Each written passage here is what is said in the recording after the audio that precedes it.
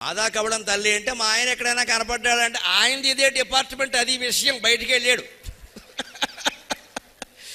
మాదా కవళం అంటే బిచ్చగాడు కదా, బిచ్చగాడు వచ్చి మాదా కవళం తల్లి అంటే ఆ ఇల్లాలు అది బిచ్చగాడు భార్య ఆవిడ.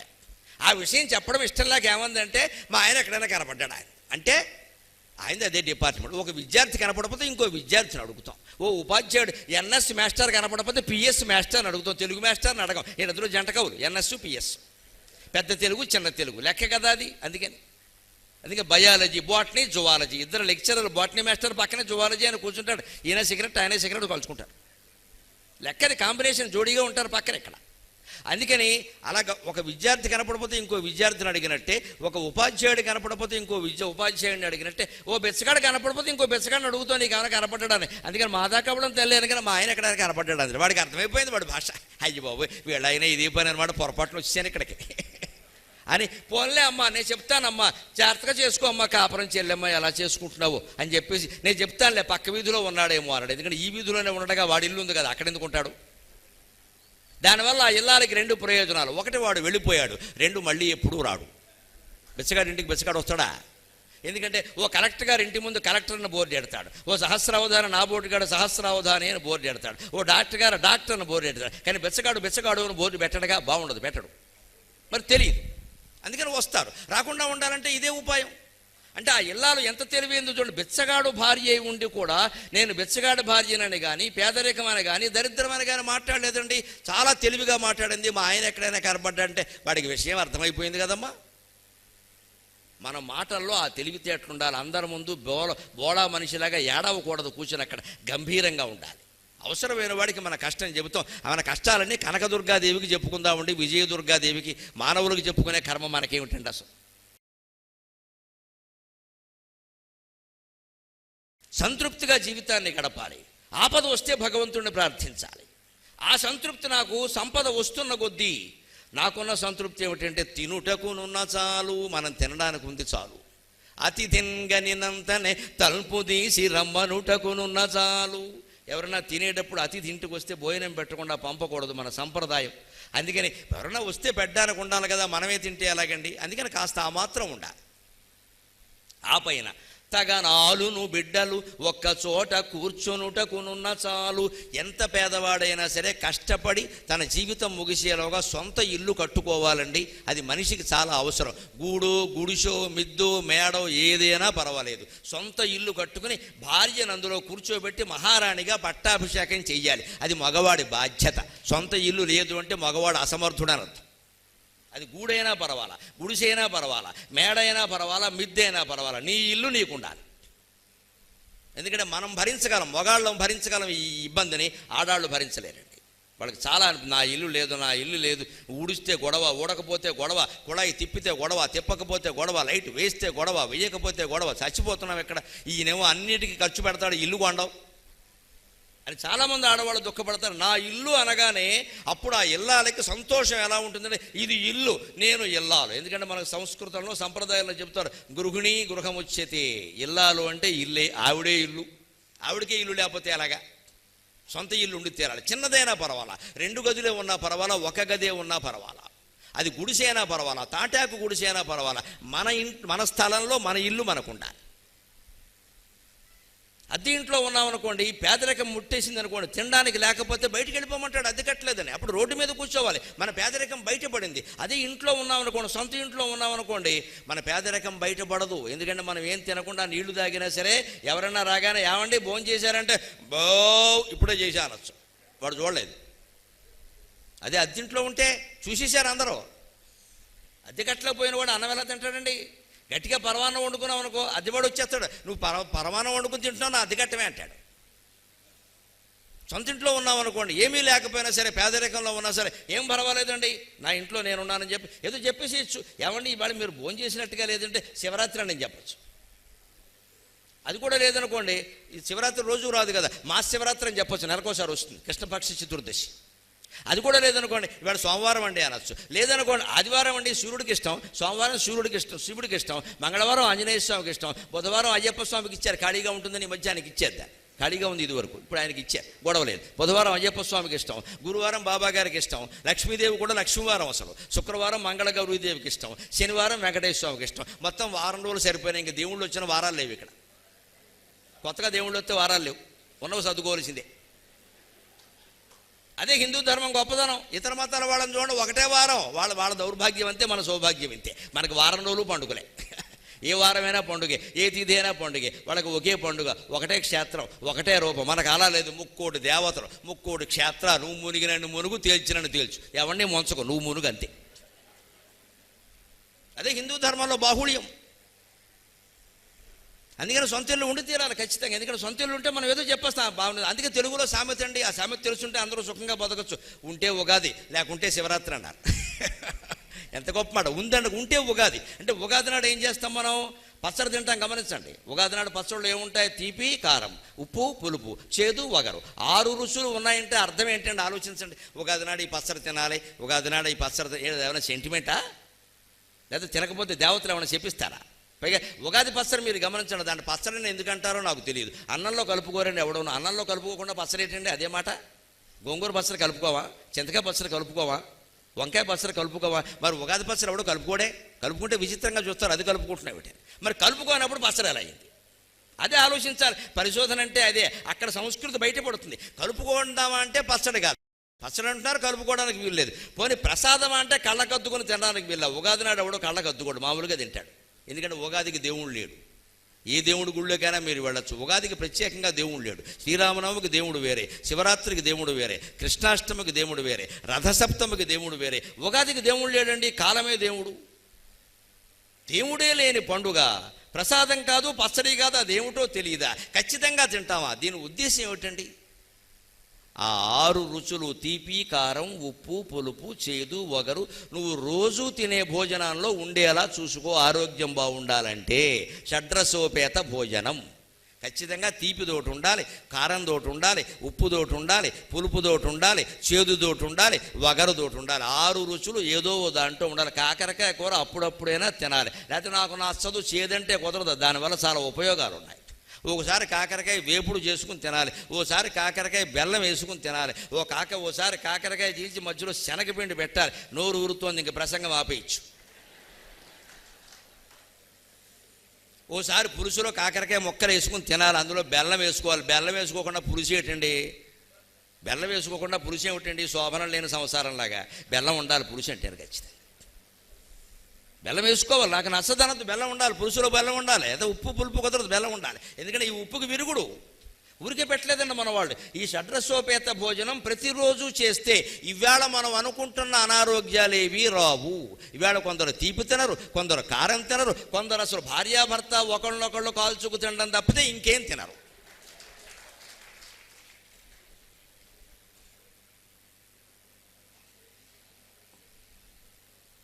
అన్ని రకాల తినాలి, భయపడకూడదు. అప్పుడే జీవితం బాగుంటుంది. నేను చెప్పినట్టుగా ఆసుగా పద్యాలు చెబుతారు, అందరూ ఏమి ఇబ్బందులు, శుభ్రంగా తినాలి. ఏదో అవుతుంది అయినంత వరకు గొడవ లేదు, అయ్యాక పోతాం గొడవ లేదు, వదిలే ఏదో ఒకటి అవుతుంది. ఏమి తినకుండా ఉంటే అయ్యేదంతా ముందే అవుతుంది.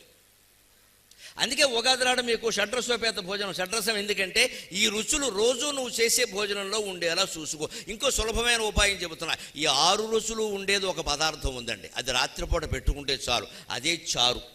చారులో 6 ఉంటాయి. తీపి ఉంటుంది, బెల్లం వేస్తారు, కారం ఉంటుంది, పచ్చిమిరపకాయ ముక్క వేస్తారు, చేదు ఉంటుంది, ఇంగువ, ఆవాలు వేస్తారు, వగరు ఉంటుంది, ఖచ్చితంగా జీలకర్ర వేస్తారు, ఉప్పు ఉంటుంది, ఉప్పు వేస్తారు, పులుపు ఉంటుంది, చింతపండు వేస్తారు. అందుకని రోజు చారు పెట్టుకుని రాత్రిపూట అన్నం తింటే 6 రుచులు తిన్నట్టే. ఏ పాషాణాలు తిన్నా అరిగిపోతాయి, చారుకు అంత శక్తి ఉంది. ఏమి తినకూడని పదార్థాలు, అజీర్ణ పదార్థాలు, కఠిన పదార్థాలు ఏం తిన్నా సరే చారు మాత్రం తింటే తాకూడదు. మళ్ళీ తినాలి, అన్నంలో వేసుకుని తినాలి. అది ఊరికే తాగితే మళ్ళీ కడుపులో గుడగుళ్ళాడుతుంది. అది కొద్దిగా అన్నం కలుపుకొని శుభ్రంగా మెత్తగా కలిపేసి అందులో చారు వేసేసి ఒక్క బొట్టు నెయ్యి వేసుకోవాలి. బ్రాహ్మణుడు కాబట్టి చెబుతున్నా, మిగిలిన వాళ్ళు చెప్పరు ఈ విషయాలు, మాకే తెలుసు ఈ రహస్యాలని. ఒక్క బొట్టు వేసుకోవాలి, మరి పోసేయకూడదు గరిటె. ఇక్కడ ఒక్క బొట్టే.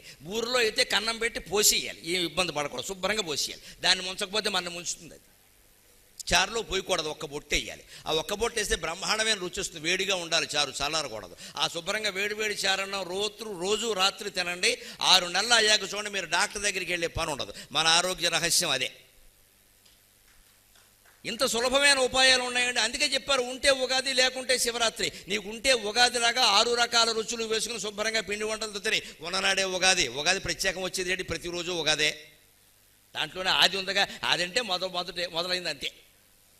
లేకుంటే శివరాత్రి. ఒకవేళ పొరపాటుని దారిద్ర్యం కారణంగా అన్నం కూడా తినలేని పరిస్థితి ఉంటే, ఎవరన్నా అడిగితే మేము పేదవాళ్ళమండి, కూటికి లేని వాళ్ళం, ఈ దరిద్రపు మాట మాట్లాడక. ఎవ్వరూ మాట్లాడరు. పూర్వం చదువురాని ఆడవాళ్ళు కూడా మేము దరిద్రులం, మేము పేదవాళ్ళం అని చెప్పేవాళ్ళు కాదు. మాదాకవళం తల్లి అని ఒకడు వచ్చాడు ఇంటికి. మాదాకవళం తల్లి అంటే ఆవిడ ఎందుకంటే మా ఆయన ఎక్కడైనా కనబడ్డాడా అందిట. అదేంటి? అదంతే తెలివి. తెలుగు మీడియం తెలివిది, ఇంగ్లీష్ మీడియం చెబితే ఉండదు ఇది. మాదాకవళం తల్లి అంటే మా ఆయన ఎక్కడైనా కనపడ్డాడంటే ఆయనది ఇదే డిపార్ట్మెంట్, అది విషయం, బయటికి వెళ్ళాడు. మాదాకవళం అంటే బిచ్చగాడు కదా. బిచ్చగాడు వచ్చి మాదాకవళం తల్లి అంటే ఆ ఇల్లాలు, అది బిచ్చగాడు భార్య ఆవిడ.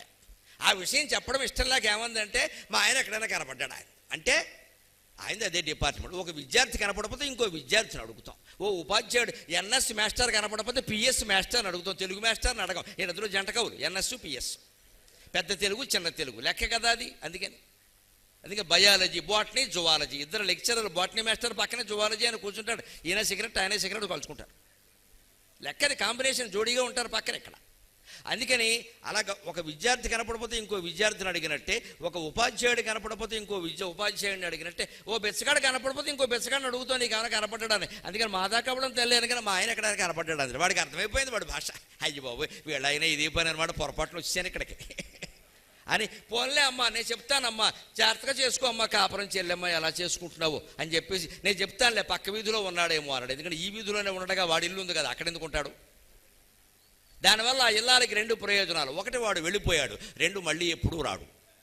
బెచ్చగాడి ఇంటికి బెచ్చగాడు వస్తాడా? ఎందుకంటే ఓ కలెక్టర్ గారు ఇంటి ముందు కలెక్టర్ని బోర్డు ఎడతాడు, ఓ సహస్రావధాని నా బోర్డు గారు సహస్రావధాని అని బోర్డు ఎడతాడు, ఓ డాక్టర్ గారు డాక్టర్ని బోర్డు ఎడతాడు. కానీ బెచ్చగాడు అని బోర్డు పెట్టడగా బాగుండదు, పెట్టడు. మరి తెలియదు. అందుకని వస్తారు. రాకుండా ఉండాలంటే ఇదే ఉపాయం. అంటే ఆ ఇల్లాలు ఎంత తెలివైందో చూడండి. బెచ్చగాడు భార్య అయి ఉండి కూడా నేను బెచ్చగాడు భార్యనని కానీ, పేదరికమని కానీ, దరిద్రమని కానీ మాట్లాడలేదండి. చాలా తెలివిగా మాట్లాడింది. మా ఆయన ఎక్కడైనా కనబడ్డంటే వాడికి విషయం అర్థమైపోయింది కదమ్మా. మన మాటల్లో ఆ తెలివితేటలు ఉండాలి. అందరి ముందు బోళా మనిషిలాగా ఏడవకూడదు, కూర్చొని అక్కడ గంభీరంగా ఉండాలి. అవసరమైన వాడికి మన కష్టం చెబుతాం. మన కష్టాలన్నీ కనకదుర్గాదేవికి చెప్పుకుందామండి, విజయదుర్గాదేవికి. మానవులకు చెప్పుకునే కర్మ మనకేమిటండి అసలు? అమ్మవారికి చెప్పుకోవాలి. ఎంతమందికి మానవులకు చెబుతామండి? అందుకని ఖచ్చితంగా సొంత ఇల్లు ఉండాలి. మన దారిద్ర్యం బయటపడకుండా ఉండాలంటే, ఉగాదిలాగా, శివరాత్రిలాగా, కృష్ణాష్టమిలాగా ఆనందంగా గడపాలంటే సొంత ఇల్లు ఉండాలి ఖచ్చితంగా. అది ఇక ఆ తర్వాత జీవితం ఎలా ఉండాలి?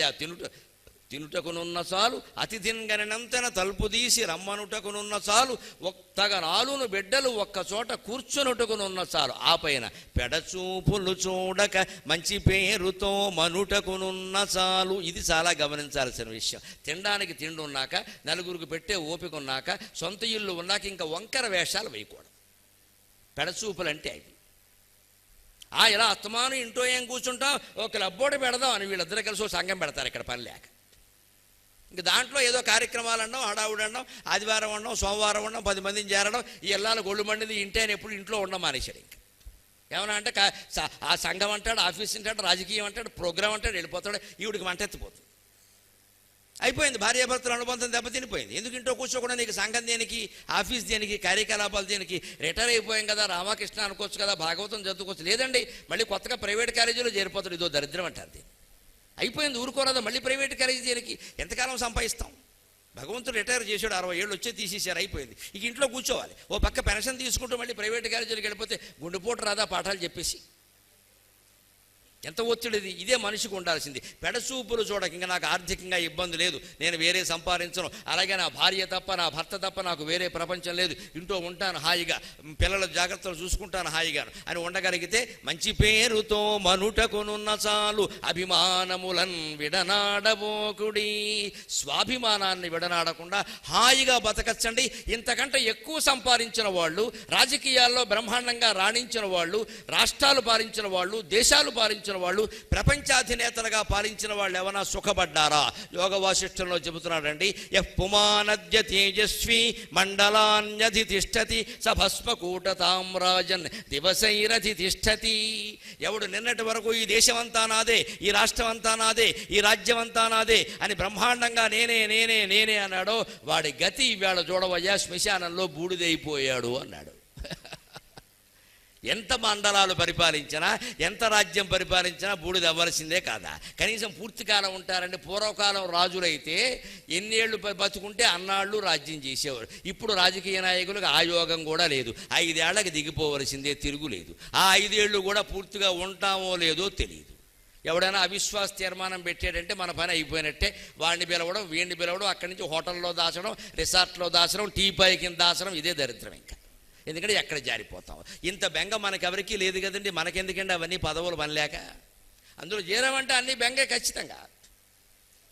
అందుకని నాకు ఎంతో దేశాన్ని గురించిన తపన ఉన్నప్పటికీ రాజకీయాల్లో చేరలా. నేను చెప్పదలుచుకున్నవన్నీ ఇక్కడే చెబితే మీలో మార్పు వస్తే, ఓటు వెయ్యవలసిన వాళ్ళకి వేస్తే సమాజంలో మార్పు ఖచ్చితంగా వస్తుందండి. ఓటు వేసి తీరాలి, వెయ్యాలి అనుకున్న వాడికి వెయ్యాలి ఖచ్చితంగా. గెలిచేవాడికి వెయ్యడం కాదు, ఎవడు మంచివాడో వాడికి వెయ్యాలి, ఉన్నంతలో మంచివాడికి వెయ్యాలి. అందరూ పనికి మాలిన వాళ్ళే అంటే అవకాశం ఉంది, నోటాకి వేసి పారేయాలి. మన అభిప్రాయాన్ని స్పష్టంగా తెలియజేయాలి. అందుకని నేను కొన్ని వేల మంది నా ప్రసంగాలు వింటున్నారు, నాకు రాజకీయాలు దేనికి అనుకోను. ఎందుకంటే నేనే కనుక రాజకీయాల్లో చేరాను అనుకో, ఇంక ఇప్పుడు సునీల్ గారిని తీసుకుని నేను మొత్తం గూడూరంతా తిరగాలి ఓట్ల కోసం.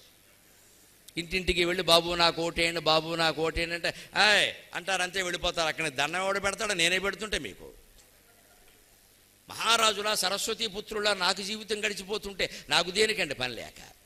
నా తపస్సుతో, నా పద్యాలతో, నా మాటలతో దేశాన్ని మార్చగలననే నమ్మకం నాకుందమ్మా. 20 ఏళ్లుగా చేస్తున్నా. భగవంతుడు ఆయుర్దాయం ఇచ్చినంత వరకు ఆ ప్రయత్నం చేస్తా ఖచ్చితంగా.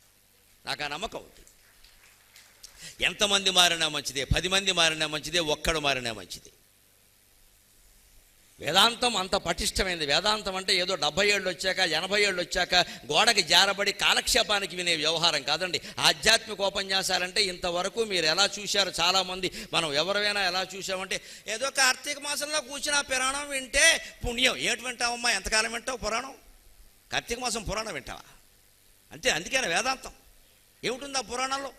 ఏమొచ్చింది నీకు ఆ పురాణం వింటే? మాఘం స్నానం, మాఘంలో స్నానం, కార్తీకంలో దీపం, ఇంతేనా?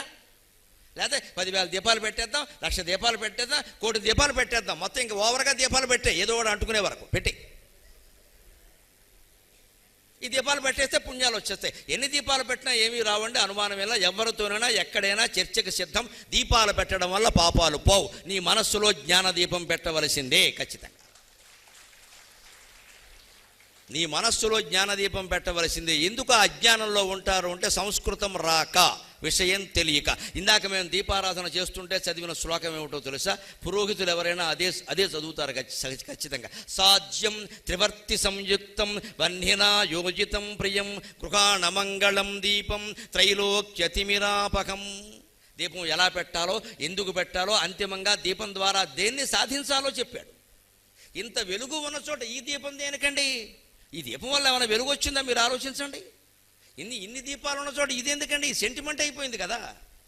పూర్వం ఇవేవీ లేవు, అన్నీ మట్టిళ్ళే ఉండేవి, పల్లెటూళ్ళలో ఉండేవారు. దీపం పెట్టకుండా ఏ పని చేయలేరు. అందుకని దీపం పెట్టాక పనులు చేసుకోవడం అలవాటైంది. అదొక సంప్రదాయంగా వచ్చింది. కాబట్టి ఏ పని చేసినా మనం దీపం పెడుతున్నాం. దాన్ని సంప్రదాయం అంటారు. సంప్రదాయానికి ఎప్పుడు అసలు అర్థాలు చెప్పుకోకపోతే సెంటిమెంట్ అయిపోతాయి. ఇంకా అక్కడి నుంచి ఏం చేస్తారు?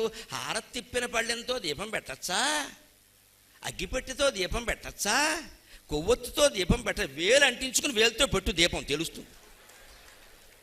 అసలు ఇదేం అజ్ఞానం అండి? దీంతో పెట్టచ్చా, దాంతో పెట్టచ్చా? అగ్గిపెట్టెతో దీపం పెట్టండమా, పాపం వస్తే గరికిపాటి నరసింహారావుకి ఇచ్చేయండి. దయచేసి పిచ్చి నమ్మకాలు విడిచిపెట్టండి. అగ్గిపెట్టె పాపం ఏం కాదు. అగ్గిపెట్టె కనిపెట్టిన వాడు కూడా మనిషే, వాడు అమ్మవారికి సంతానమే. అగ్గిపెట్టె అపవిత్రం ఎలా అవుతుందండి? ఎవడో సిగరెట్లు కాలిస్తే అగ్గిపెట్టి అపవిత్రం అమ్మ. వాడు సిగరెట్ కాల్చిన తాను దీపం కూడా వెలిగిస్తాడు కదా, వాడు ఎప్పుడు అగ్గిపెట్టి అందుకే వాడతాడా? ఆ అగ్గిపెట్టే తీసుకోవాలా? ఇదేం అజ్ఞానం అండి? ఇదేం అజ్ఞానం? దానికోసం ఓ పెద్ద కడ్డీ, ఓ పెద్ద పుల్ల, ఓ పెద్ద హడావిడి, కొంపలు అంటుకుపోయా అగ్గిపెట్టితో పెడితే. అవి ప్రతిదానికి సెంటిమెంట్. దానికోసం ఇక్కడ చేసే దీపారాధన కంటే ముందే 4 దీపాలు వెలిగించాలి. ఈ దీపారాధన ఏమిటిది? మొత్తం సెంటిమెంట్ అయిపోయింది అంతే. అసలు ఇంత వెలుగులో దీపం ఎందుకండి? సాధ్యం, నూనె వెయ్యి లేదా నెయ్యి వెయ్యి, ఎందుకంటే వెలగాలి కాబట్టి. త్రివర్తి సంయుక్తం చాలామందికి సందేహం, ఏమండి 2 ఒత్తులు పెట్టాలా అండి, 3 ఒత్తులు పెట్టాలండి, నేను వితంతువునండి 2 ఒత్తులు అండి 3 ఒత్తులు అంటే వితంతువు కొన్నొత్తులు, సతంతువు కొన్నొత్తులు, విడాకులకి 4 ఒత్తులు ఉంటాయా? మరి వితంతువుకు ఒత్తు తేడా ఉంటే విడాకులకి వేరే ఉండాలి కదా.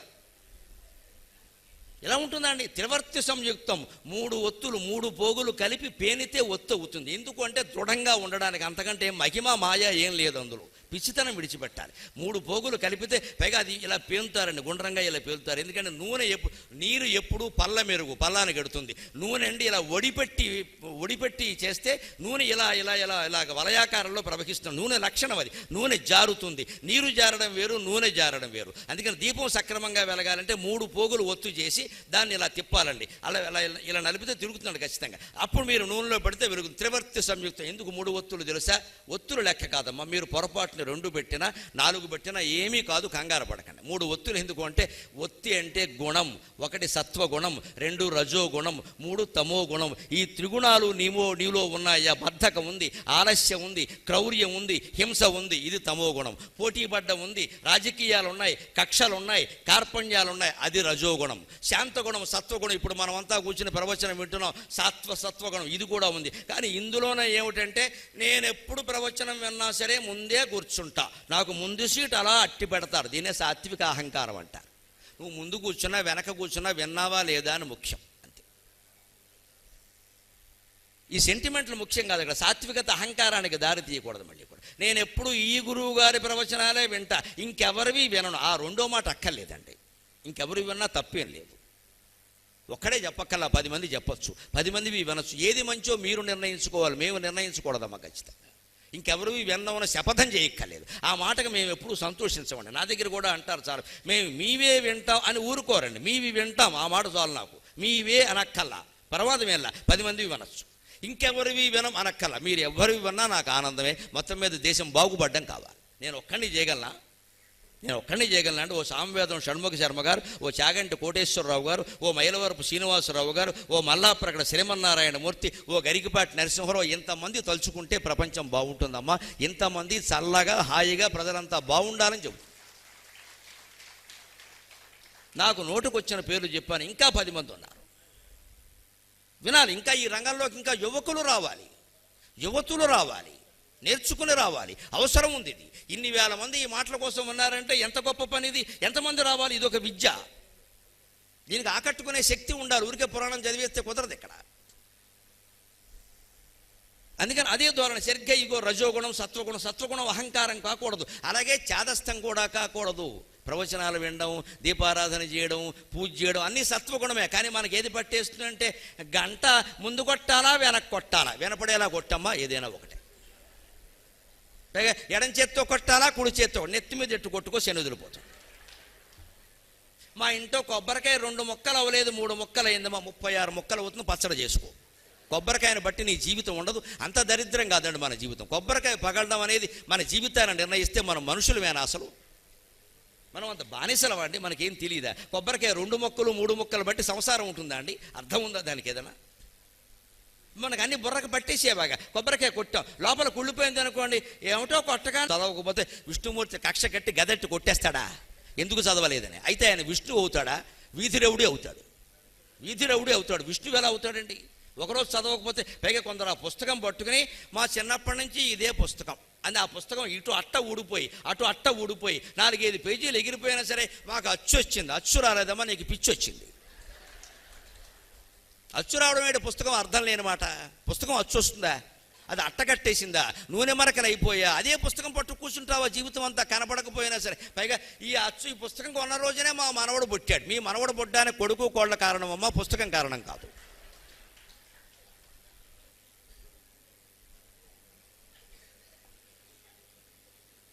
పుస్తకాలకి విగ్రహాలకి లేనిపోని మాయలు మహిమలు కల్పించి ప్రచారం చేసి ప్రజలను పిచ్చివాళ్ళని చేయకూడదండి.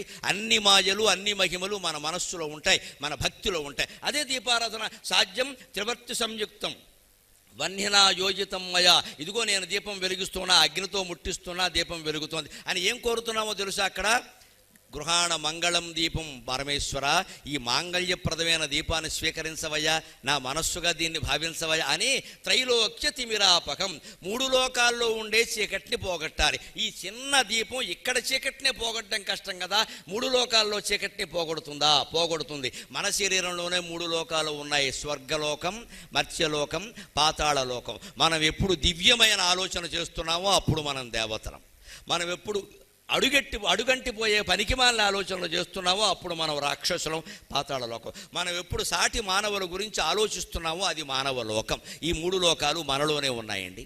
అందుకని త్రైలోక్య తిమిరాపకం, నేను దేవతనైనా సరే, రాక్షసుండైనా సరే, మానవుండైనా సరే, నాలో ఉండేటువంటి తిమిర అంటే చీకటి, అజ్ఞానాన్ని పోగొట్టు. అజ్ఞానం అంటే భేదభావం, జ్ఞానం అంటే ఏకత్వ భావం.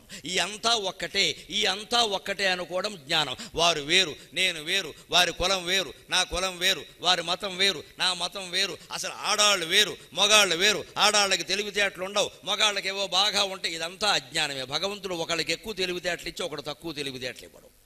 నీకు ఏదైనా ఆడదాని వల్ల అన్యాయం జరిగితే ఆ ఆడదాన్ని, నేను స్త్రీ జాతిని అనడానికి మనం ఎవరమండి? అలాగే ఎవరైనా ఒక మనిషి మన దగ్గర డబ్బు తీసుకుని ఎగ్గొడితే వాడినను అని మనం ఏమంటాం తెలుసా? ఆ కులం వాళ్ళు అందరూ అంతే, వాళ్ళకి మొదటి నుంచి కన్నింగ్ నేచర్. అబ్బా ఎంత గొప్పది ఈయన కనిపెట్టాడు ఇక్కడ. ఆ కులం అంతా కన్నింగ్ నేచరే, కులం అంతా. ఇంక కులంలో మంచివాడు ఎవళ్ళేడా?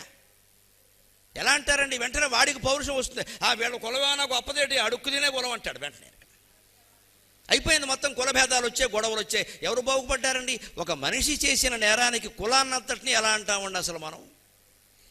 గూడూరులో ఒక మనిషి తప్పు చేస్తే ఆ మనిషిని అలా, కానీ గూడూరు వాళ్ళు అందరూ ఇంతే. అందుకే సింహపురి ఎక్స్ప్రెస్ ఎక్కండి నేను. గూడూరు మీద కోపంతో సింహపురి ఎక్కడ మానేస్తాడా?